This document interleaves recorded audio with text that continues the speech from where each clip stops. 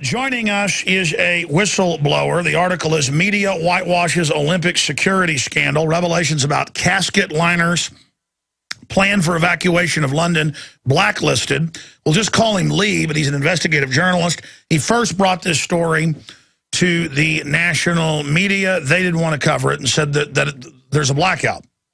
They've since, he came out on, did get on news radio in England with Tony Gosling, who has his own show of Bilderberg.org, who's a great journalist.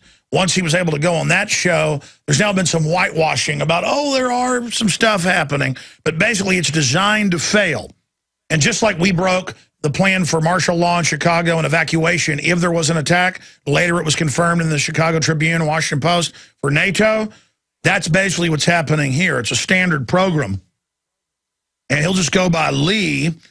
The article, again, is Media Whitewashes Olympic Security Scandal.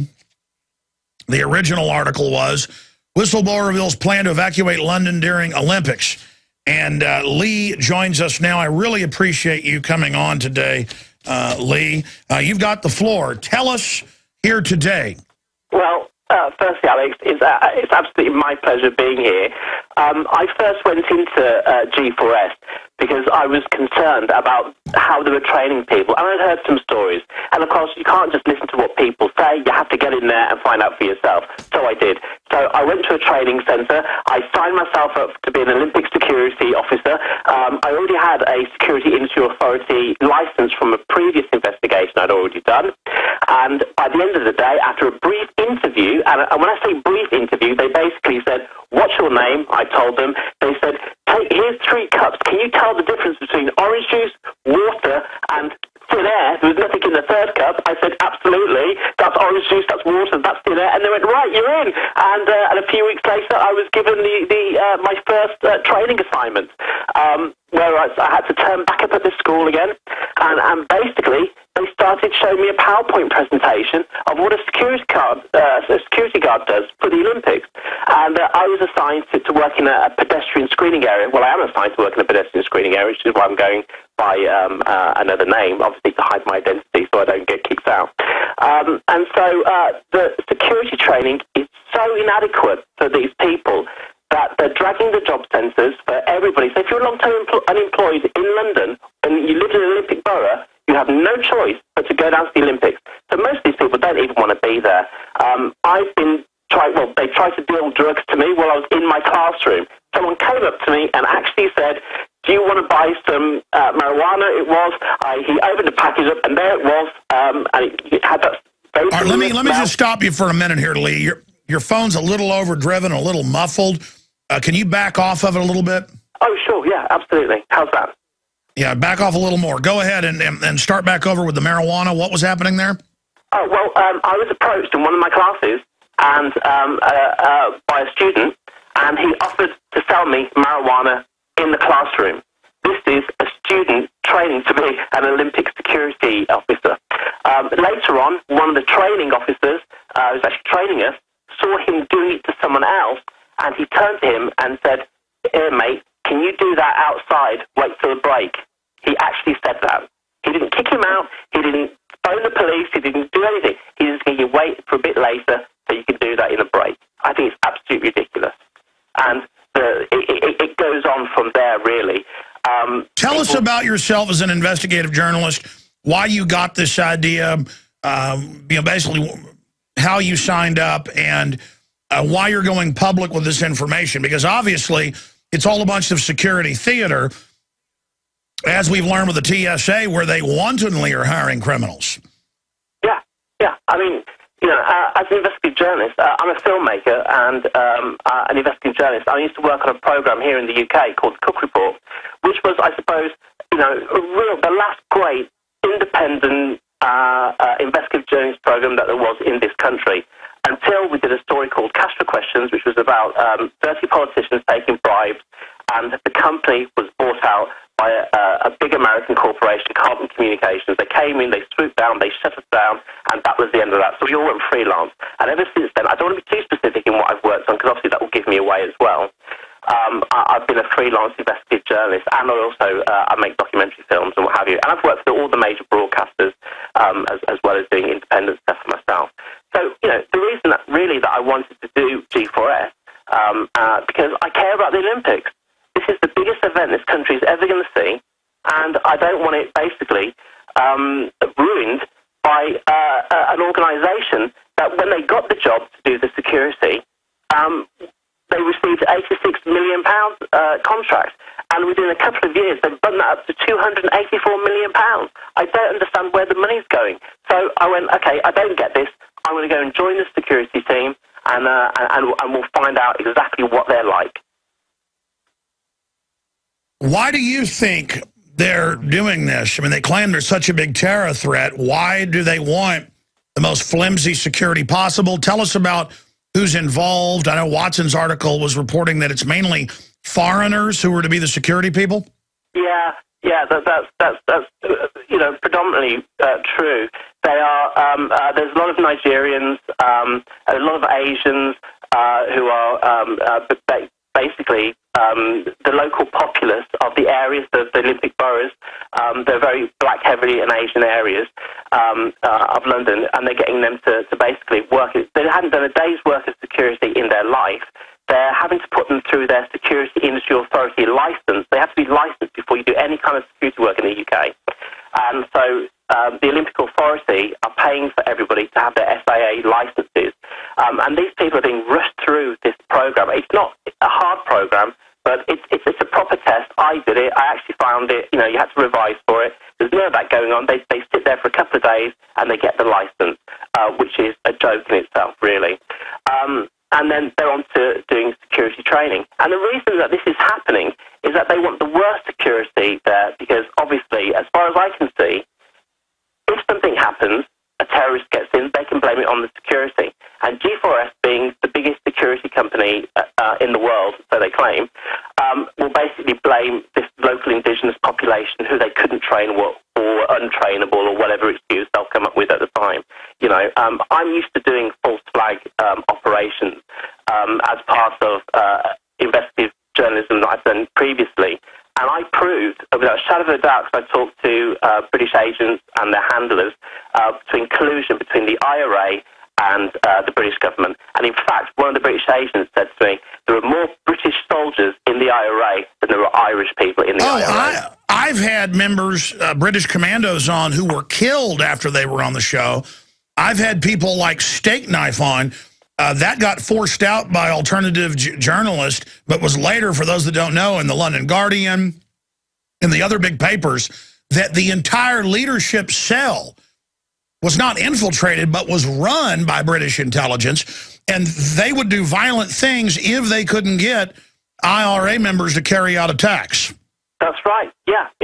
And, from Jerry Adams, Mike McGuinness, Steak Knife, there's another guy, Kevin Fulton. These people are all British agents, and so I've done this kind of work before. And this agent, Kevin Fulton, had trained with the FBI, had come back over, went to Ireland, and was teaching other IRA members how to make bombs that go off with the camera flash and infrared flash. So I know all about false flag operations. And this, to me, feels like the same thing. They're putting in a level of security that is inadequate. I'm telling you that now. I was at the training facility a couple of weeks ago, and people didn't know how to search a bag. They were standing there, and it was like a little test. I was standing next to one of the trainers, and the guy was going through, trying to search a bag, and he was just basically staring at it, touching it with his hands. And the trainer said, "It's all right, mate. I know what you mean." And I laughed, and I looked at him and said, "I'm glad you do. Can you explain it to me?" What was he doing? And the trainer just said to me, "Move on. Don't ask." And I was like, right.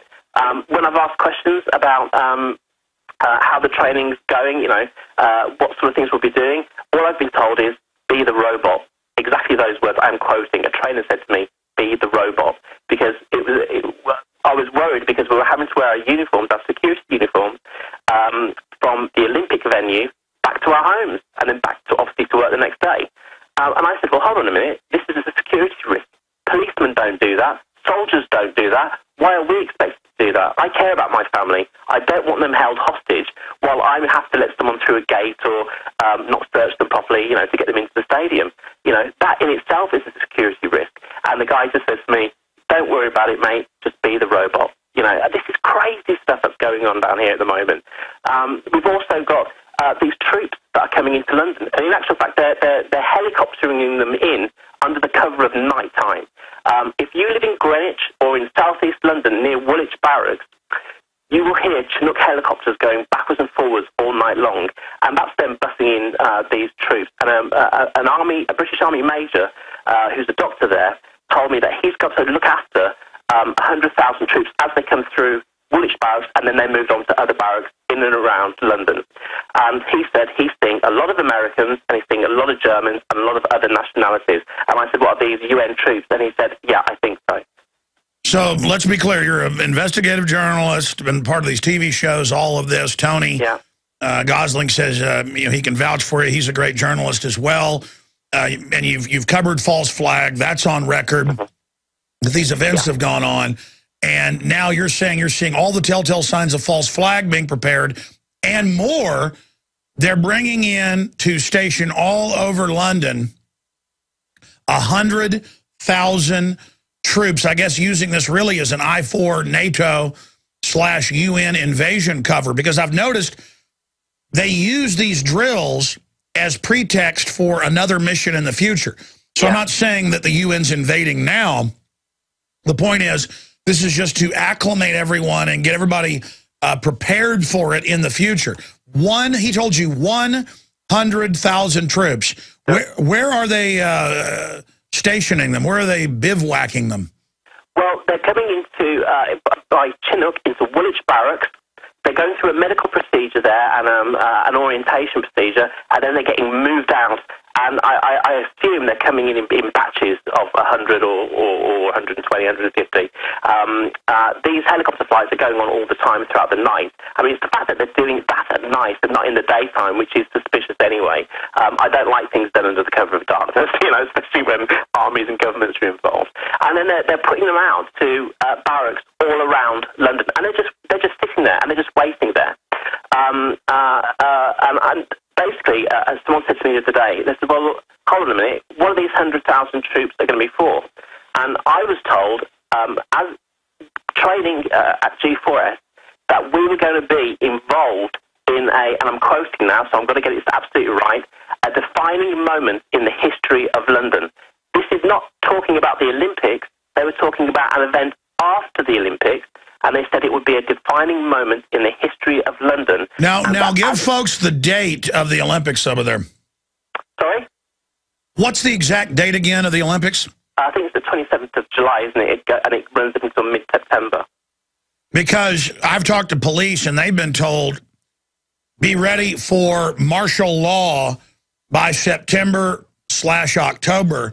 Yeah. I've talked to police in Austin, Texas. I've talked to police in Dallas, St. Louis, Washington, D.C., and San Francisco, all saying the same thing. That doesn't mean they'll pull the trigger, but they're telling these guys, high level, this is going to happen.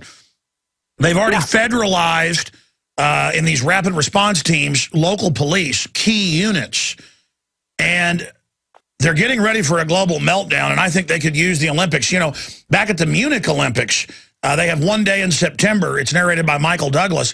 And at the end of it, they have the former head of German intelligence admit the whole thing had been staged and was fake, and that they'd staged a hijacking. And I went to and this thing won an Academy Award. Yeah. And as an afterthought, they admit they staged that at the Olympics. I forget, what year was that at the German Olympics where that happened in Munich? Oh, it was Munich, German Olympics. I'm going to look up Munich terror attack, Munich, 1972. And again, just at the end of the movie, the former head of German intelligence laughs and says, but you know the whole thing was staged, and we staged the hijacking, and we ran the terrorist. They ran the terrorists commanding the minions they sent who didn't even know. Can you believe the magnitude of that evil? Yeah, and you know, and I think they're gearing up to do things like that again, because, you know, as a G4S security officer, I'm going to be involved in apparently the evacuation of London, or a possible evacuation of London. That's exactly what they've quite a lot of time talking about the evacuation of London and this defining moment in the history of London, more so really than they told us about how to search someone and actually the mechanics of, being a security officer. They were very keen on getting this information into us, that after the Olympics we would be involved in something. Now, they weren't going to say what it was, obviously, because you're going to need to know, but we were going to be involved in this evacuation of London. And a friend of mine said to me, well, how would you evacuate London? All right, let me stop you because, again, this is so bombshell. It's not that they're just planning for a contingency. They're saying this is going to happen. They're saying that we, as security officers, are going to be involved in the evacuation of London. That's what I've got. That's my quote. That's what's written down. It's not a possible evacuation. I've said that. I said, well, maybe it's a possible evacuation because this sounds crazy. But actually, they're talking about, they said, you're going to be involved in the evacuation of London and you will be dealing with members of the public. Okay, I've talked to Gosling, journalist there in England, radio show there in the country. Great scoops he gives us routinely. He's one of the guys that really discovered where Bilderberg would be first this year. He can vouch for you. You sound credible, but if you are credible, and this follows the paradigm, we've gotten a lot of leaks that this is coming already. If this is credible, buddy, you better come out quick with who you are. I know you want to keep going in and getting intel, but they're going to discover who you are, and you could end up... I mean, they've killed people involved in the Rupert Murdoch investigation, for heaven's sakes. Yeah. I mean, stay there. I mean, you know how many people they killed who were in British intelligence, who had a conscience and went public how they were really running the IRA. This is hardcore. Stay there, sir. We'll be right back. Wow. Wow. Now, there are hundreds of great products at InfoWarsTeam.com, but I want to point out the 3 that have helped me lose 37 pounds in just 2 months. Products like Beyond Tangy Tangerine, Pollen Burst, and Rebound. When I started taking the Tangy Tangerine and other products every day, I lost more than 37 pounds in just 2 months. Now that's results. I want to challenge my listeners to go to InfoWarsTeam.com and to order just 3 of their products, and you will see the changes in the way you look, feel, and in your appetite almost immediately. Start your journey to health and wellness today. InfoWarsTeam.com. You know, I wish that this story wasn't credible in my mind for this investigative journalist who we'll just call Lee. But I've seen it over and over again. I mean, 7/7 was a government event. You can go look up the research on it, run by MI6. Even came out, they had a former high-level FBI counterterrorism guy, what John Loftus, went on Fox News and exposed it. And it was in the British papers. But it's like, okay, the head of the bombings, MI6, they set up some guys in a drill. Some of them figured it out and ran, got killed. This guy's got a lot of courage we're talking to. Lee, you've worked these IRA cases being staged by British intelligence with the FBI and others. You know a bunch of those guys got killed, including investigative journalist. I mean, you've got a lot of courage. Why are you doing this? Because, well, A, it's in the public interest to know these things. Because if you don't know what's going on, then you can't defend against anything. If you know that the security is lax, that you know that they're actually going to turn off the walk-through metal detectors at peak times to get people into the stadium. There won't be any metal detectors on going into that stadium, and someone could basically walk through with a bomb, and you're not going to know because it's not going to ping because it's not going to be on. People need to know this. If you've got teeth and go to the Olympics, or if you're working at the Olympics, you need to know, and that's what whistleblowing is all about. You come out and you say, hey, look, this is in the public interest. I'm not doing this to be a hero. In fact, actually, I'm endangering my life by telling you this. But it's in the public interest for people to know these facts, and that's why I do it. Because, you know, I care about people. I care about people in my country and from around the world, and I don't want to see anything happen to them at the London Olympics or for any other event or on the tube or anything. What do you think the defining moment could be? A terror attack, a bioweapon released, and then the troops appear from NATO and UN to save everyone, and, oh, we learn how great it is to be occupied? Because I know they've done those drills here, NLEO 9, NLEO 10, NLEO 11. People can look those up. I mean, what do you think's happening? What are they planning to do with 100,000 troops? You know, I really don't know. However, what I've sort of been speculating on is the fact that what would make people want to leave London? And basically, it's going going to be a bioweapon of some kind. You know, if a bomb goes off at the stadium, yeah, it needs to be, you know, quite a large bomb or anything, but it won't be a nuclear bomb or anything like that. It will be a bomb, and it will just go off one of these probably high-velocity air bombs that they've got now, and they'll say it's a biological weapon, and it won't be. They'll just say it.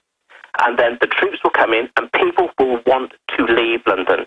People will be trying to desperately getting out. Well, number one, I mean, I don't get scared of big crowds, but I don't like it. I mean, I remember being a kid at a Dallas Cowboys game and going, man, what happened if something just instinctively, a child, I couldn't put my finger on it, but now I know, instinctively, if there's a stampede, a fire, whatever, it's a death trap.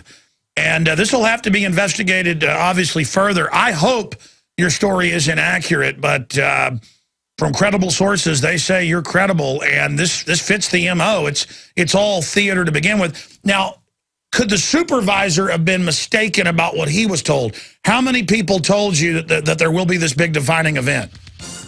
Well, 2 trainers were in the room at any one time. There's one trainer giving a presentation and another trainer basically sitting in the corner and checking what they say. And so this is standard training, is that a big defining moment's coming up? That's right. 800 people a day have gone through that training centre. And every 800 people that go through have been told this. And so the rest of the story is the media needs to go vet your story, but they won't, telling us it's probably true. We'll be right back. Sick of the globalist eugenicist control freaks adding poison to your water and laughing as you get sick and die? Start purifying your water with ProPure. My friends, I've done a lot of research, and the best gravity filter out there, bar none, is ProPure, and it's available discounted at Infowars.com. Its filters are silver impregnated to prevent bacterial growth. There's no priming required. It's NSF 42 certified. Optional fluoride filters can reduce fluoride up to 95%. Easy to set up and use. Doesn't require electricity. Purify water from lakes, streams, ponds, and wells. This filter system leaves in beneficial minerals, which is key. Save money by not buying bottled water and avoid BPA that leaches from the plastic. ProPure is the best gravity-fed filter out there. It's what my family uses. Infowars.com already has the lowest price on ProPure. But if you add the promo code WATER at checkout, you get an additional 10% off at Infowars.com. You can also call to order 888-253-3139. All right, I'm coming down off of the blood-pumping, headache-inducing anger over the global crime syndicate and its private collection agency with the private Federal Reserve, the IRS, quasi-government, running my health care and grabbing money out of my bank account, being upheld by the Supreme Court after the sucker punch of saying it wouldn't be. We knew that was a fraud. Hospital stocks soar on Supreme Court's ruling to uphold Obama's signature health care law. I had a moron call in earlier and say the insurance companies didn't write it when they're on record bragging the head of their lobby. All over the news saying, I mean, it's just these poor little mainline liberals are like little children. They just have no idea. And now the Supreme Court says it's a tax to the private insurance companies. I mean, you know, just... And they just can't understand that. They just can't get it's a big scam and they're a schmuck. Let's go to Lee, investigative journalist. I'll just leave it at that. The articles are up at Infowars.com and PrisonPlanet.com. I obviously want to get you back up on the nightly news sometime next week as we get closer to all of this. The rest of the story is that you've tried to already get this to national media, haven't you? Yeah, absolutely. I've got a contact at Channel 4 News, who I regularly work with, and this story was actually originally going to go out through him, and he basically told me, he said, there's a blackout on this story, we're not doing it. And I said, oh. So I tried my other contacts, the other major media, and they said, we're not going to do anything that's going to go against the Olympics. And I was like, well, how do I get this story out? And the fabulous Tony Gosling said, you know, he invited me onto his show, so we could break the story that way. I couldn't even get it into a paper, you know, or anything like that. So that's why I turned to Tony Gosling, you know, and he's great, and his show was amazing. We've had an amazing response from it. Well, we need to get this out to people because I've never had so much chatter and sources that won't name themselves for a couple months saying, watch the Olympics, something's big is going to happen. And we know we know the Germans would stage the deal at the Olympics in '72. I mean, that's admitted in One Day in September, Academy Award-winning documentary. And again, the whole movie is about Islamic terrorists and everything. And at the end, they admit, by the way, we staged it with them. Hello? Yes, are you there? Yes, no, I'm here. Yeah, great. Sorry, I thought you'd gone then. No. I'm just marveling that they may go ahead with this even though you've exposed it. That's how dumb they think we are. Well, yeah, you know, one of the reasons why, you know, I wanted to expose it was to hopefully to say, hey, look, you know, we know something's wrong. We don't know exactly what you're going to do, but you're going to do something, and hopefully expose this so that they change their plans and do nothing. That's my hope. I mean, there's 4 weeks to go, and I'm trying to get this everywhere I possibly can. I mean, you know, one example was that they were faking the bomb checks in the stadium for the past 3 years, and that came out the other day in a newspaper here. And a couple of guys from G4S got sacked, but, you know, it hasn't gone any higher than that. They said, oh, well, you know, it's these guys' fault. If you're faking the bomb checks in the stadium for the past 3 years, you put your name to it, that is fraud, and that needs to be a criminal investigation. But, of course, no one investigates G4S. They're actually above the law, and that's what worries me. I want to set you up for the nightly news with an in-depth, commercial-free interview, Lee. Thank you so much. We'll be in contact today, and thank you for all the work you're doing, and I look forward down the road. Hopefully at some time you can reveal your identity after you've been employed there. Are you planning to do that? Yes, absolutely, sir. I will do that. It's the big reveal. All right, well, we'll do that in the aftermath, and hopefully we can avert this false flag. We have a special guest coming up to give us his medical take on what's happening with government-run healthcare straight ahead. And I've got CBS News is going to be here to interview me. And not a good day to interview me, probably. Visit Infowars.com and PrisonPlanet.com. When you're on the site, you can also tune in 24 hours a day to my daily radio broadcast. There's also a free iPhone app to listen to the syndicated radio show when and where you want.